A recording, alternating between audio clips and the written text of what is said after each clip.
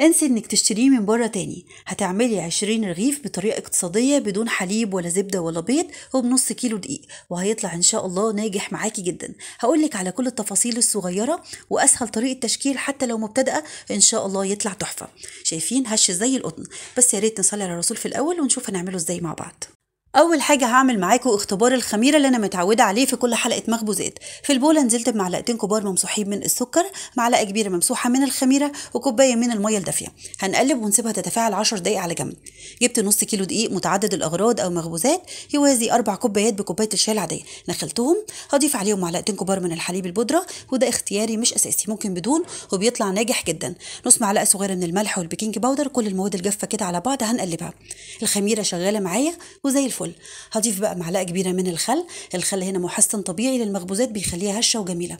هنضيف بقى الدقيق، سواء هتشتغلي بالعجان او على ايدك، لازم الفينو يتعجن كويس. نزلت بقى بالكميه كلها وشغلت العجان في الاول على السرعه الهاديه بس عشان ما بهدلش حواليا. بعد كده عليت السرعه ونزلت تاني بربع كوبايه من الميه الدافيه بالتدريج، ممكن تحتاجي معلقتين 3 كمان او لا، على حسب نوعيه الدقيق واحتياج العجينه. انا الدقيق ده خد معايا كوبايه وربع من الميه الدافيه وكانت مظبوطه، لازم تكون فيها سنه تلزيق كده وطريه عشان تاخدي فينو ناجح. ممكن تعجني بحليب زي ما تحبوا. هلم بقى العجينه اخيرا بايه؟ بمعلقتين كبار من الزيت. ممكن تستبدلي الزيت بمعلقه كبيره من الزبده اللينه او مكعب زبده.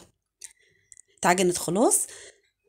هبدأ بقى أسلكها من سراح العجان. حابة أوريكم القوام بتاعها. دهنت إيدي بالزيت عشان كانت طرية وهو ده مطلوب، كده تاخدي فينو ناجح 100%.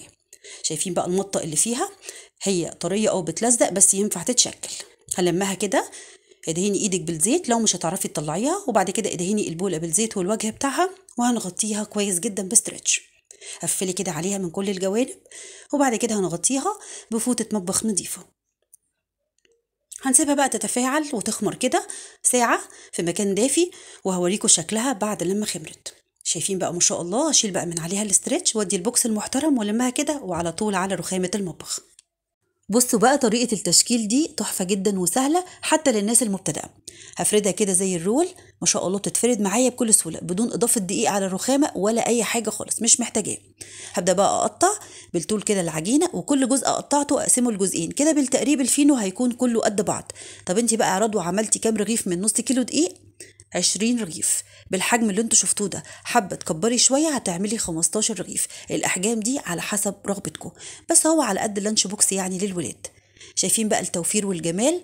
ما استخدمناش اي حاجه مكلفه، شويه ميه ودقيق. هنقفل كده زي البقجه ونكور ونرص جنبنا على الرخامه او صينيه. بعد بقى ما اخلص الكميه كلها غطي بفوطه او بكيس تلاجة عشان بس العجين ما ينشفش، ونبدا نفرد. اول طريقه هتكون بالنشابه لو متوفر عندك. هتفردي بالشكل ده وترولي بايدك بصوابع ايدك كده على خفيف، وترولي على ضيق مش على واسع، وتبرمي كويس جدا وتقفلي بصوابعك كده عشان يكون شكله حلو ما يفتحش معاكي اثناء التسويه، وترصي في صاجات مدهونه بزيت خفيف. والطريقه التانية لو مش عندك نشابه بصوابعك مفيش اي مشكله، مفيش حاجه تقف معانا.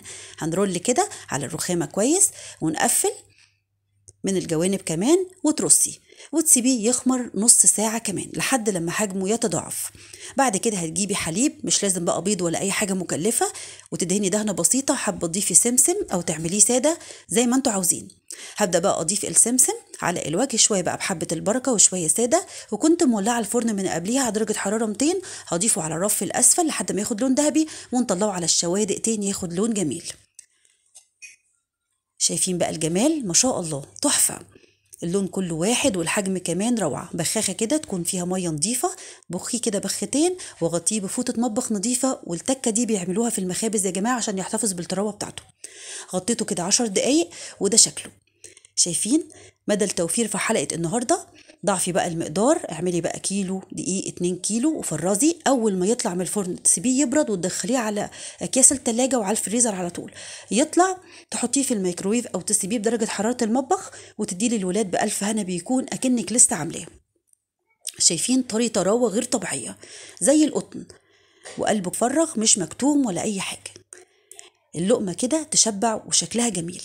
منتظرة بقى رأيكم في وصفة النهاردة، واعتصونا في خالص الدعاء ولايك وشير لو الفيديو عجبكم. باي باي.